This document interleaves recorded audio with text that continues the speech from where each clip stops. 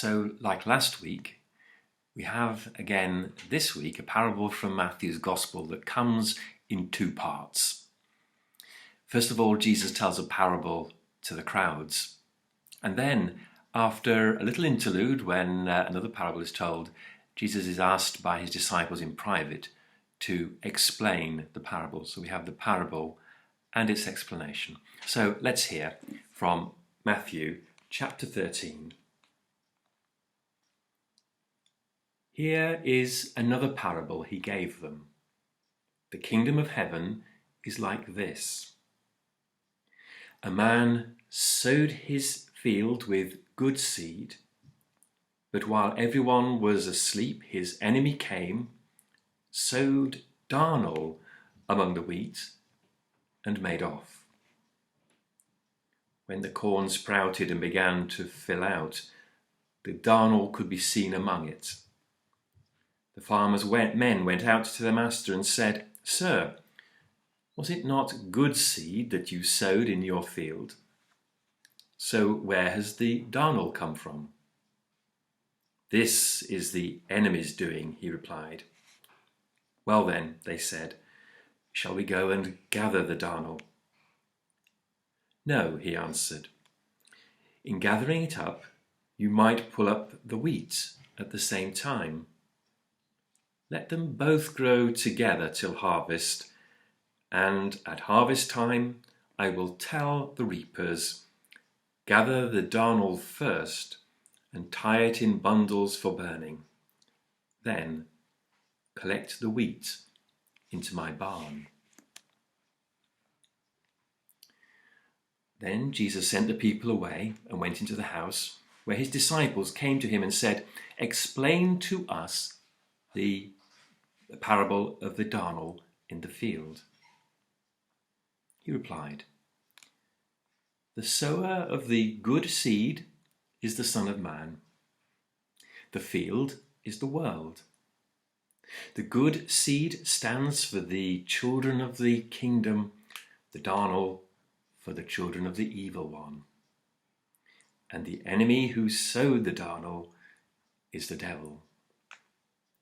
The harvest is the end of time, and the reapers are angels.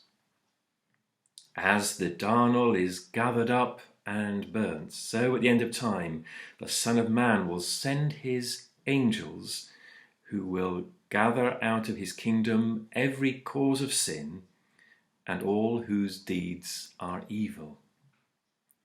These will be thrown into the blazing furnace, where there will be wailing and grinding of teeth. Then the righteous will shine like the sun in the kingdom of the Father. If you have ears, then hear."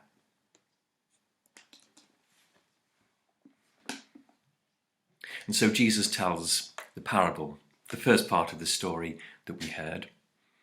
And it's a parable with great drama to it, and I would describe it as a drama with 4 scenes. First of all, like all good dramas, there's an opening scene, a painting of the picture around which our story is based. And it's a story of goodness, of a man, a good man we might suppose, certainly of good seed, and a field that we can assume is a good field. Scene 2 is altogether darker. It is at night time, and unseen by the world, the enemy is at hand and plants the weeds, the darnel, amongst the good crop. Scene 3 is, of course, where the farmer's workers notice the weeds growing and are alarmed and despaired at what they see, and they go to their master. But then also within this scene is the master's response, the farmer's response.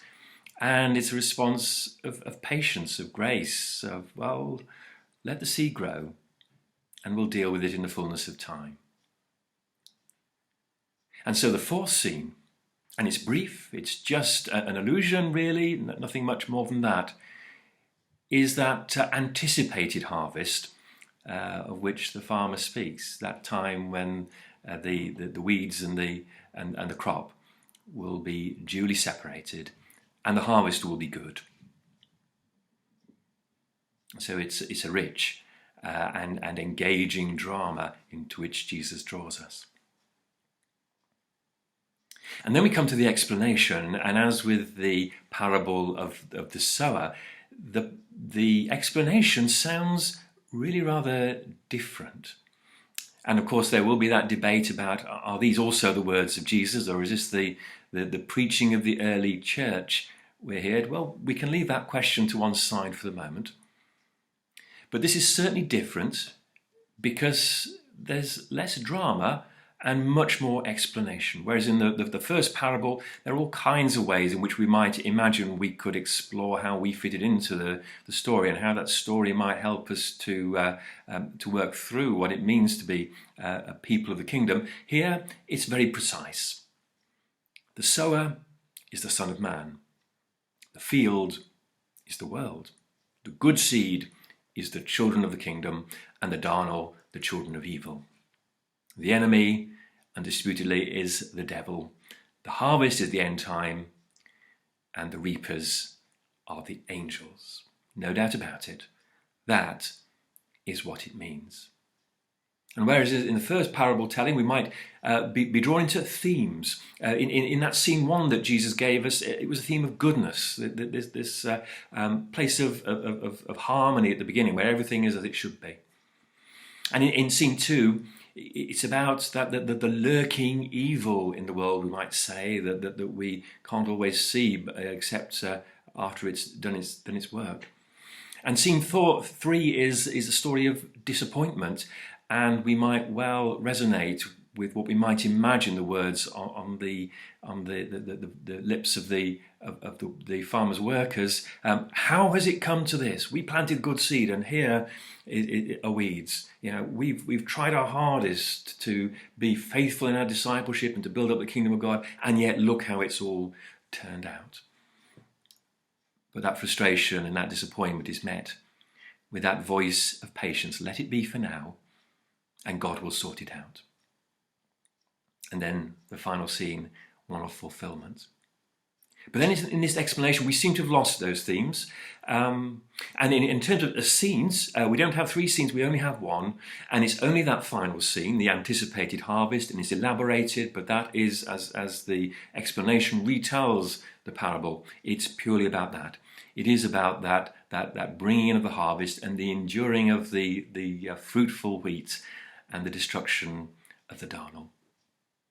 I don't rule out the possibility that Jesus moved from the public giving of the parable to the private explanation, from that four-scene drama through to that single focused message, because sometimes that's what we do as Christians and as preachers. We move from the big picture to a focus. And I suppose what I'd really want us to do today is to do what those two perspectives on the parable do for us and hold those two together. Because Jesus' parable, I think, is one that really speaks to us in the midst of the journey, in the midst of our challenges of discipleships, where we find ourselves like those workers of the farmer saying, what do we make of this? How can we cope with the disappointments, with the weeds that we wish were not there, and struggling to know how the harvest will actually come to fruition? Maybe that's us, how we are on the way. But sometimes also, as the church and as Christians, it is good to focus our attention on the promise of the fulfillment of God's purposes and God's goodness. That goodness that was in the beginning of the parable will be there at the end. And maybe we need to be agile enough in our theological thinking and in our living of the Christian life to make that transition from exploring what it means to be on the journey to reminding ourselves of the journey's end and the fulfillment of God's promises that are assured.